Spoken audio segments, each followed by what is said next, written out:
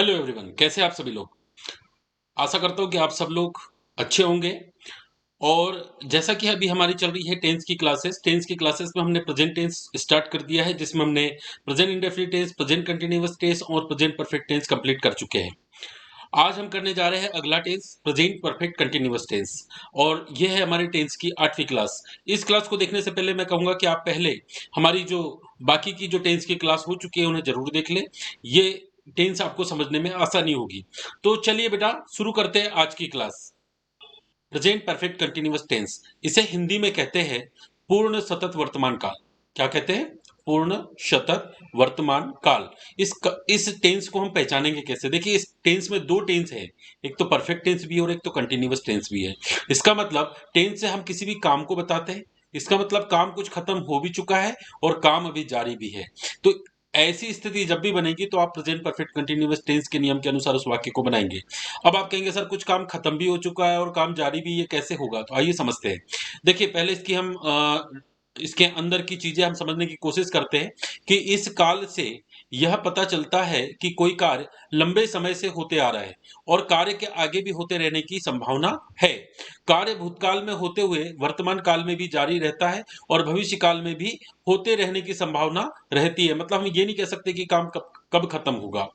कार्य के भविष्य काल में भी खत्म होने का पूर्व अंदाजा या जानकारी हमें प्राप्त नहीं होती है। ऐसी स्थिति में हम पूर्ण वर्तमान काल का प्रयोग करते हैं, यानी कि प्रेजेंट परफेक्ट कंटिन्यूअस टेंस का यूज करते हैं। इसमें आगे और कहा गया है कि कार्य कुछ मात्रा में भूतकाल में खत्म हो चुका होता है, यानी बीते हुए समय पास्ट में, और वर्तमान काल में भी जारी रहता है, मतलब इस वर्तमान काल में भी काम चालू है और साथ ही साथ भविष्य काल में भी जारी रहने की संभावना रहती है। जैसे कि अभी हमारी क्लास, हम अपनी क्लास की बात करते हैं। चलो पहले थोड़ी सी जगह बनाते हैं, फिर इस चीज को समझने की कोशिश करते हैं। देखिए बेटा, जैसे अभी हमारी क्लास, अभी कम से कम 2 मिनट तो हो गया होगा हमारी क्लास को शुरू हो गए। मतलब अगर हम पास्ट की बात करें तो 2 मिनट पहले भी मैं पढ़ा रहा था, यानी दो मिनट पहले मेरा कौन सा काम चालू था? टीचिंग का। और अभी प्रेजेंट में भी मैं आपको पढ़ा रहा हूं। इसका मतलब इस प्रेजेंट समय में भी क्या काम चालू है? टीचिंग का। और बेटा, क्या लगता है आपको, क्या अब मैं प्रेजेंट में आपको मैंने पढ़ाया और तुरंत बंद कर दूंगा? ऐसा नहीं होगा ना। अभी हो सकता है आधे आधे घंटे तक आगे भी क्लास चलती रहे। मतलब फ्यूचर में भी क्लास चलने की अभी संभावना है। मतलब ये काम आगे भी चलेगा टीचिंग का। अब एक बात बताइए, अगर वर्तमान में टीचिंग है, वर्तमान में ये काम टीचिंग है, मतलब अभी ये काम जारी है पढ़ाने का, लेकिन कुछ काम खत्म भी तो हो चुका है। कुछ काम जो है वो खत्म भी तो हो चुका है पढ़ाने का।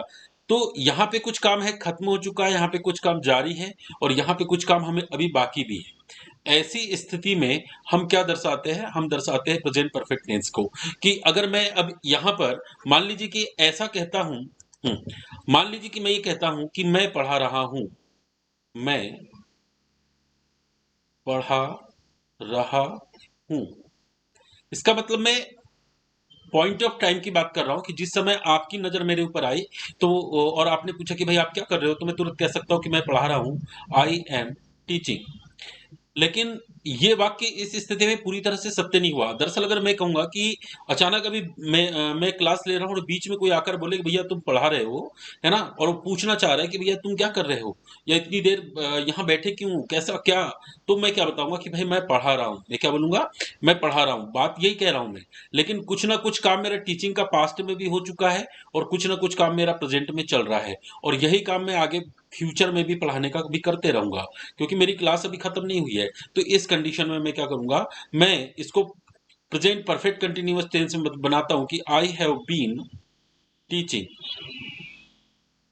अब देखिए इसमें क्या है, हम कैसे दर्शाते हैं कि ये कुछ काम खत्म भी हो चुका है, इस बात को समझते हैं हम। जैसे हैव प्लस वर्ब की थर्ड फॉर्म आनी चाहिए। तो देखो ये हैव है और ये बीन क्या है?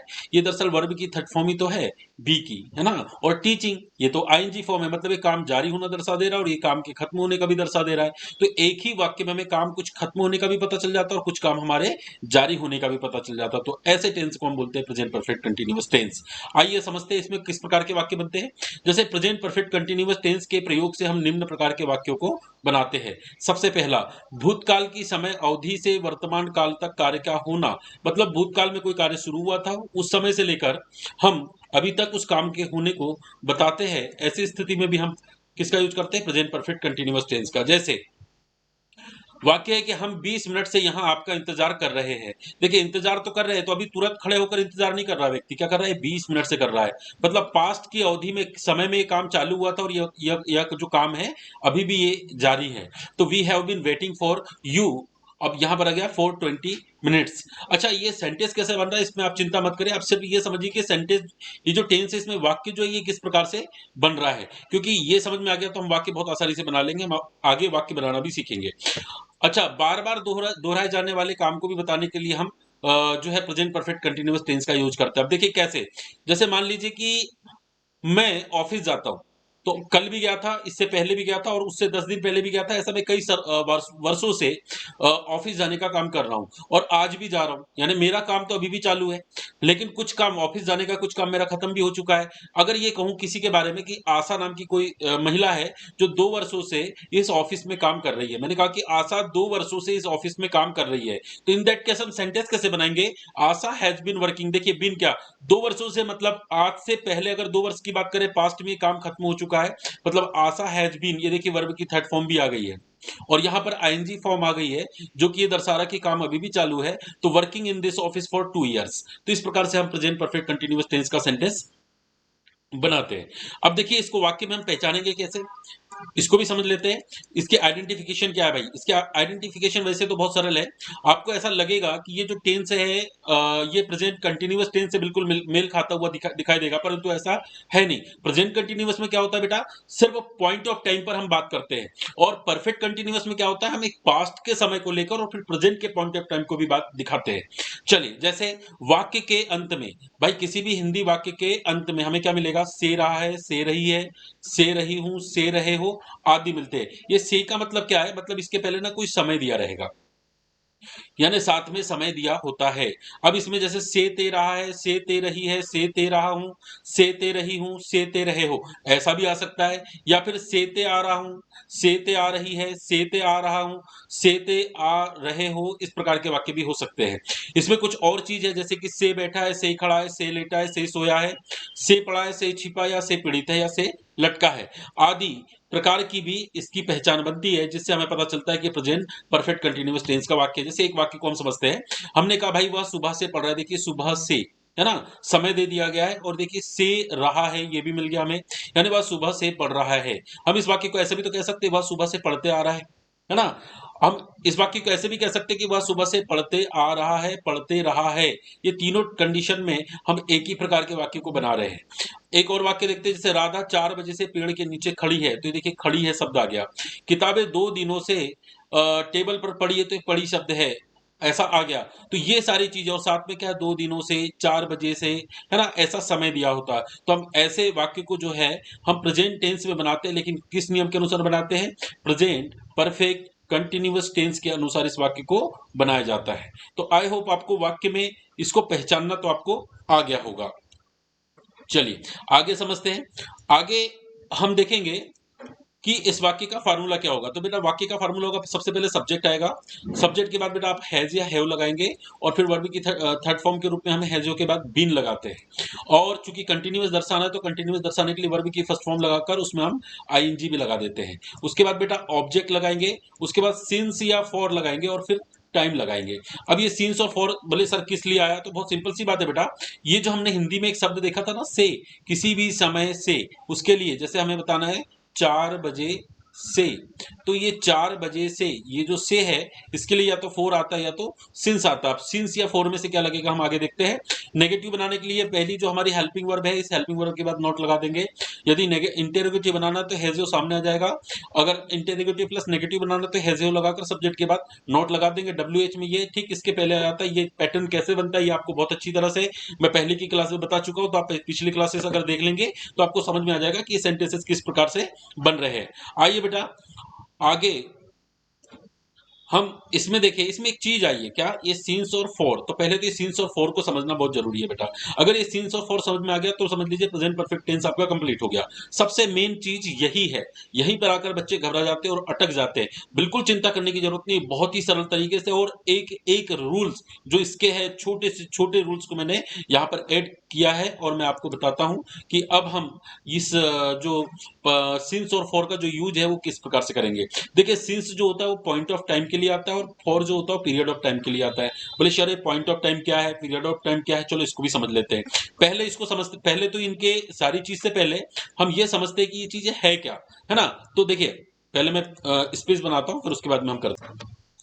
याद रखिएगा ऐसा समय, ध्यान से समझना, ऐसा समय, समय दो प्रकार का होता है बेटा, यानी कि एक के लिए हम सीन्स लगाएंगे और एक के लिए हम फॉर लगाएंगे। जो सीन्स है ना बेटा ये लगेगा हमेशा निश्चित समय के साथ, और जो फॉर है ये लगेगा बेटा अनिश्चित समय के साथ। घबराने की बिल्कुल जरूरत नहीं कि सर ये अनिश्चित समय क्या है, निश्चित समय क्या है, इसको समझते हैं। देखिए पहली बार जो चीजें नजर के सामने आती है तो थोड़ी सी घबराहट तो होती है, लगता है कि यार ये कैसा होगा क्या होगा, लेकिन कोई दिक्कत नहीं, हम इसको समझ लेंगे। एक बार अगर समझ में आ गई चीजें तो हर चीज आपसे आसानी से बनने लगेगी। देखिए बेटा क्या है, सिंस जो है ये निश्चित समय के साथ लगता है। अब निश्चित समय क्या होता है, एक ऐसा समय बेटा जो कभी नहीं बदलेगा। इसका मतलब जो टाइम है वो कैसा होगा, no changeable, no changeable time, ये कभी बदलेगा नहीं, जो जैसा का वैसा रहेगा। अगर मैंने कहा, देखिए मैंने कहा कि वह 2 बजे से पढ़ रहा है, ध्यान से समझिएगा अभी समझ में आ जाएगा। अब ये 2 बजे से है कि क्या है, इससे मतलब नहीं है। आप ये समझिए कि इस समय को हम निश्चित बनाएंगे कि अनिश्चित बनाएंगे। अब मैंने कहा भाई आपने मुझसे पूछा 3 बजे आकर, बोले सर वो क्या कर रहा है, तो मैंने कहा कि भाई वो जो है ना बेटा वो 2 बजे से पढ़ रहा है ना। आपने फिर 4 बजे आकर पूछा मुझसे कि वो कब से पढ़ रहा है, तो आपके मैं क्या बताऊंगा, वह 2 बजे से पढ़ रहा है। आपने फिर 5 बजे पूछा, मैंने कहा वो अभी भी पढ़ रहा है 2 बजे से। कब से पढ़ रहा है, 2 बजे से। क्या ये समय बदल रहा है, बिल्कुल नहीं बदल रहा है। अगर मैं इसी को कहूं कि ये जो है वो मतलब सोमवार से पढ़ रहा है, भाई चलो सुबह से ले लेते हैं, सुबह से पढ़ रहा है, कोई व्यक्ति है जो सुबह से पढ़ रहा है, और आपने क्या किया 12 बजे मुझसे पूछा इस बारे में, तो मैं क्या बोलूंगा, सुबह से पढ़ रहा है। अब 1 बजे आपने बोला तो भी मैं क्या बोलूंगा, बोले सुबह से पढ़ रहा है। अगर शाम को पढ़ा पूछा आपने और वो तब भी पढ़ रहा था, तो मैं क्या बोलूंगा, भाई वो तो सुबह से पढ़ रहा है ना। तो ये जो सुबह से शब्द है ये बदल नहीं रहा है, ये समय जैसा का वैसा है। इसी प्रकार जैसे अगर मैंने बोलूंगा, मैंने अगर ये कहा कि भैया वो 4 अगस्त से भोपाल में रह रहा है, तो आपने कहा भाई कब से रह रहा है। आपने ये बात मुझसे मान लो अगस्त सितंबर अक्टूबर में पूछे, है ना, अक्टूबर में ये बात पूछी आपने, तो मैं तो यही कहूंगा ना 4 अगस्त से रह रहा है। अगर आपने फिर नवंबर में पूछा तो भी मैं कहूंगा यार 4 अगस्त से रह रहा है। मैंने कहा नवंबर के बाद में, मैंने कहा दिसंबर में आपने पूछा तो भी मैं कहूंगा, ये मान लीजिए आपने फिर जनवरी में पूछ लिया तो मैं क्या कहूंगा, भैया ये 4 अगस्त से रह रहा है, ये मेरा टाइम बदलेगा नहीं, मैं तो 4 अगस्त मतलब 4 अगस्त ही बताऊंगा। तो बोले ठीक है भाई, ये तो समझ गया। फिर ये अनिश्चित समय किसे कहते हैं, तो ये अनिश्चित समय को समझते हैं बेटा। अनिश्चित समय जो है ये भी बहुत सरल है, इसको भी समझना उतना ज्यादा कठिन नहीं है, थोड़ा सा ध्यान देंगे तो आपको समझ में आ जाएगा। हमने देखा कि निश्चित समय क्या था, जो बदलता नहीं है, लेकिन अनिश्चित समय क्या होता है, वो बदल जाता है बेटा। जैसे मैंने कहा वह 2 घंटे से पढ़ रहा है, और 2 घंटे से पढ़ रहा है। अब आपने मुझसे 3 बजे पूछा कि वो कब से पढ़ रहा है, 2 घंटे से पढ़ रहा है। यानी 2 घंटे से पढ़ रहा है मतलब कब से पढ़ रहा था, वो मान के चलिए वो 1 बजे से 2 बजे तक पढ़ा और 2 बजे से 3 बजे तक पढ़ा, है ना। यानी उसने 1 बजे स्टार्ट कर दिया था पढ़ना। अब आपने 3 के बाद 4 बजे अगर पूछा तो मैं क्या बोलूंगा, 2 घंटे से पढ़ रहा है, बोलूंगा क्या, नहीं मैं क्या बोलूंगा, भैया वो 3 घंटे से पढ़ रहा है। फिर 5 बजे कितने घंटे से बोलूंगा, बोले 4 घंटे से पढ़ रहा है। देखिए पहले मैंने बोला 2 घंटे से पढ़ रहा है, फिर 3 घंटे से, फिर 4 घंटे से। बोले टाइम बदल रहा है या नहीं बदल रहा है, बिल्कुल टाइम बदल रहा है। जहां टाइम बदलता हुआ नजर आ सके, या जो बदलने की संभावना जिसमें होती है, समय के साथ जो बढ़ जाता है या घट जाता है, खैर घटता तो समय है नहीं, बढ़ते ही चला जाता है। तो समय के साथ जैसे वो बढ़ते चला जाता है समय, तो वो वेरिएबल हो जाता है, वो बदलाव लेने वाला हो जाता है, वो चेंजेबल हो जाता है। तो जैसे ही चेंजेबल टाइम आपको मिलेगा तो आप उसके साथ क्या लगाएंगे बेटा, फॉर लगाएंगे।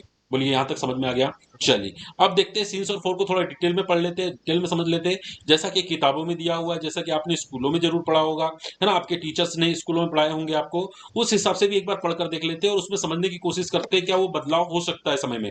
अब याद रखें चेंजेबल टाइम है या नॉन चेंजेबल टाइम है, बस आप इसको इतना ध्यान रखेंगे। तो सीन्स जो लगेगा बेटा, जो सीन्स लगेगा तो कैसे समय के साथ लगेगा, जो चेंज नहीं होता, यानी नॉन चेंजेबल टाइम। और जो फॉर है वो किसके साथ लगेगा, वो लगेगा बेटा चेंजेबल टाइम के साथ। तो अब देखते हैं, जैसे मैंने कहा भाई दिनों के नाम, अब दिनों का नाम क्या है, जैसे सोमवार से, मंगलवार से, बुधवार से, गुरुवार से। अब जैसे मान लीजिए मैंने आपको बताया कि यार कोई व्यक्ति है जो सोमवार से भोपाल में रह रहा है। तो सोमवार से, अगर आपने मुझसे 10 साल के बाद पूछा तो भी वो समय बदलने वाला नहीं, मैं तो कहूंगा भाई सोमवार से रह रहा है मतलब सोमवार से रह रहा है ना। तो दिनों के नाम के साथ हम क्या लगाते हैं, सिंस ही लगाते हैं, जैसे सिंस मंडे, सिंस ट्यूसडे। इसी प्रकार अगर मैंने कहा भाई 2 दिनों से वो भोपाल में रह रहा है, तो ये बदल सकता है कि नहीं बदल सकता है, बिल्कुल बदल सकता है बेटा। मान लो मैंने आज कहा कि 2 दिनों से वो भोपाल में रह रहा है, तो एक बार होगा कि 2 दिन बाद अगर आपने पूछा तो फिर वो 2 दिनों से क्या हो जाएगा, वो 4 दिनों से हो जाएगा। कई दिनों से, कुछ दिनों से, एक ऐसा परिवर्तनशील समय होते हैं, परिवर्तन होते रहते हैं, तो ऐसे के साथ हम क्या लगाएंगे, फॉर 2 डेज। बोलिए समझ में आया। इसी प्रकार महीनों के नाम के लिए भी है, जैसे महीनों के नाम अगर है तो आप क्या लगाएंगे, सिंस जनवरी या सिंस फरवरी। लेकिन महीनों की संख्याएं है तो आप क्या लगाएंगे, फॉर लगाएंगे, for 2 months, for many months, for some months. आपको समझ में आ रहा होगा। जैसे सोमवार से तो सिंस मंडे, मंगलवार से सिंस ट्यूसडे। अब महीनों के नाम होने पर जनवरी से सिंस जनवरी, फरवरी से तो सिंस फरवरी। उसी प्रकार दिनों की संख्या होने पर आप फॉर का यूज करेंगे, 2 दिनों से फॉर 2 डेज, कई दिनों से फॉर मेनी डेज, कुछ दिनों से फॉर सम डेज। अब महीनों की अगर संख्या है तो 2 महीनों से फॉर 2 मंथ्स, कई महीनों से तो फॉर मेनी मंथ्स, कुछ महीनों से तो for some months. I hope आपको समझ में आ रहा होगा। चलिए आगे चलते हैं, आगे देखते हैं। आगे है बेटा, जैसे सन का नाम हो, सन मतलब जैसे 1990 से तो क्या हो जाएगा ये, सिंस 1990, 2010 से तो सिंस 2010। अगर वर्षों की संख्या हुई तो फिर आपको वहां फोर लगाना होगा, जैसे 2 वर्षों से तो फॉर 2 इयर्स, कई वर्षों से तो फॉर मेनी इयर्स, कुछ वर्षों से तो हो जाएगा फॉर सम इयर्स। इसी प्रकार तारीख से, अगर तारीख दी हुई है तो फिर आपको सिंस लगाना है। जैसे कहा गया कि 15 अक्टूबर से तो सिंस 15 अक्टूबर।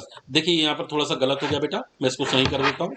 ये जो 15 है यहाँ पर नहीं आएगा, ये 15 कहाँ आएगा, यहाँ पर आएगा, है ना। क्या आ जाएगा, सिंस 15 ऑफ, ठीक है। तो सिंस 15th ऑफ अक्टूबर, 4 जून से तो सिंस 4th ऑफ जून। लेकिन इसी प्रकार अगर सप्ताह के की संख्या हो तो कैसा होगा, 2 सप्ताह से तो फॉर 2 डेज, कई सप्ताह से तो फॉर मेनी वीक्स, कुछ सप्ताह से तो फॉर सम वीक्स। चलिए आगे समझते हैं। अगर घड़ी में बजने वाला एकदम एग्जैक्ट टाइम हम बताते हैं तो उसके साथ भी हम सिंस का प्रयोग करते हैं। कैसे करेंगे देखेंगे। जैसे दिया मैंने 2 बजे से, तो आपने क्या लिखेंगे इसको, सिंस 2 o'clock।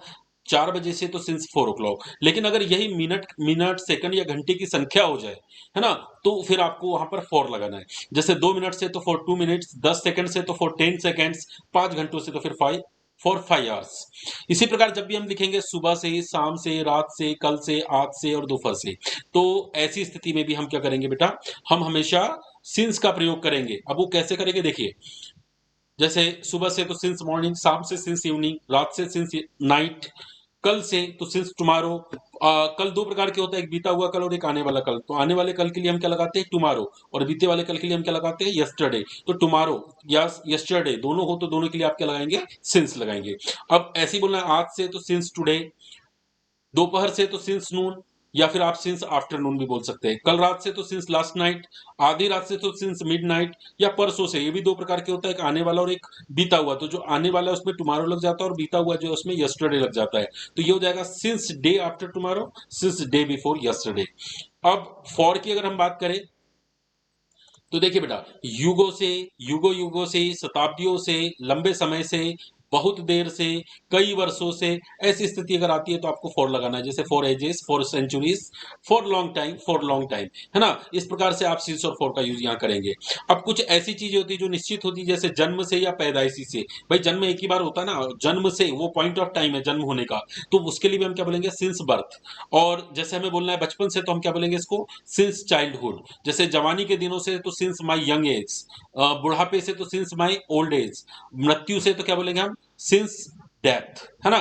और इसी प्रकार बोलेंगे हम शुरू से तो सिंस स्टार्टिंग, अंत से तो सिंस द एंड, तब से तो इसमें हम लगाएंगे सिंस देन, और पिछले माह से जिसमें लास्ट जैसा शब्द आ जाए, है ना, लास्ट आ जाए, तो उसमें उसमें भी हम क्या करेंगे, सिंस लगाएंगे, since the last month, since the last week. अब दिया है पिछले वर्ष से, तो इसमें भी हो जाएगा since the last year. I hope आपको समझ में आ रहा होगा। अब जहां पर भी आपको ये मिल जाए बेटा, जैसे लिखा हुआ first, second, third, last week, या नेक्स्ट, जैसे last week, first week, second week, है ना, थर्ड वीक या नेक्स्ट वीक, तो ऐसे चीजों के साथ में भी आपको क्या लगाना है, आपको सिंस ही लगाना है। लेकिन अब जैसे एक प्रश्न प्रश्न जब भी पूछेंगे आप कब से, है ना। जब भी ये प्रश्न पूछा जाए कब से, तो इसके लिए हम किसका यूज करेंगे, हमेशा हाउ लॉन्ग का यूज करेंगे। वैसे सिंस व्हेन भी सही है, लेकिन ये पॉइंट ऑफ टाइम को पूछने के लिए है, ये पॉइंट ऑफ टाइम के लिए हम सिंस व्हेन का यूज करेंगे। लेकिन जनरली हम पॉइंट ऑफ टाइम या पीरियड ऑफ टाइम दोनों के लिए हम किसका यूज करेंगे, हाउ लॉन्ग को। बोलिए बात समझ में आ रही बेटा। तो आज जो है ये हमने सिंस और फॉर का जो यूज कैसे करना है ये हमने देखा। तो आज तो बेटा मैं आपको थोड़े से वाक्य करवा देता हूं, है ना। बाकी इसके जो ज्यादातर जो सेंटेंस जो बनेंगे वो कैसे होंगे, क्या होंगे, इसके बारे में हम अगली क्लास में चर्चा करेंगे। आज हम थोड़े से कुछ वाक्य को समझने की कोशिश करते हैं।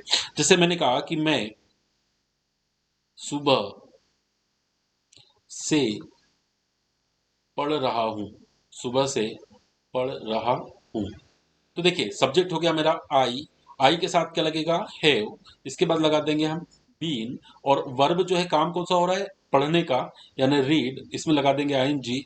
Reading, I have been reading, क्या पढ़ रहे हो बता देंगे, द बुक। अब कब से पढ़ रहे हो बता देंगे, सुबह से। तो सुबह से अब आप सोचिए ये क्या है, ये सिंस लगेगा या फॉर लगेगा, आपको सिंस लगेगा क्योंकि ये कैसा समय है, ये पॉइंट ऑफ टाइम है, तो सिंस मॉर्निंग।